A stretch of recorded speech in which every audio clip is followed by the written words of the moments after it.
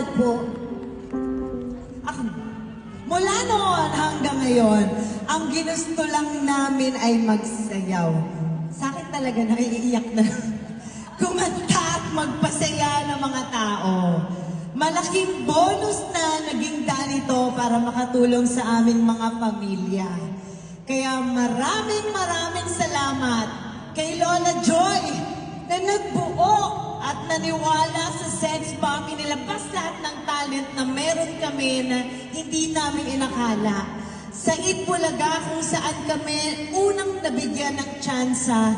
Salamat sa lahat ng sumabay sa kanta at sumayaw sa amin. Sa lahat ng pinalaki ng Sex Bomb!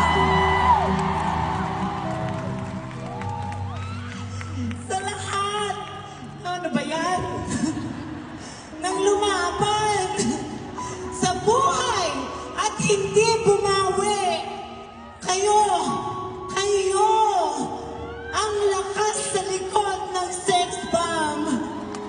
Teka lang, gusto ko maganda ako dito, wait lang. Kasi kayo to pinalaki namin ka. Oh, gusto ko din pasalamatan at saluduhan ang mga kasamahan ko. Hindi pa ito ang katapusan.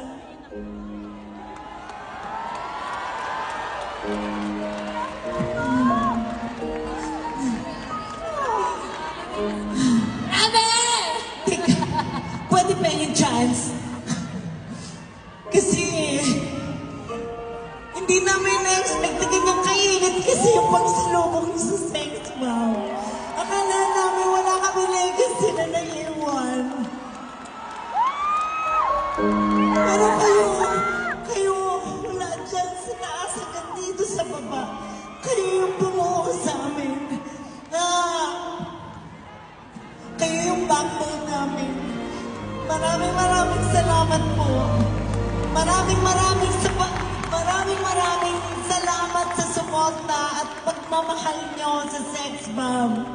Hindi kami makakarating dito kung wala kayo. Lahat ng nagbihis na hindi namin na-expect na bibili nyo yung ticket namin. Kala namin, di ba na kami gusto?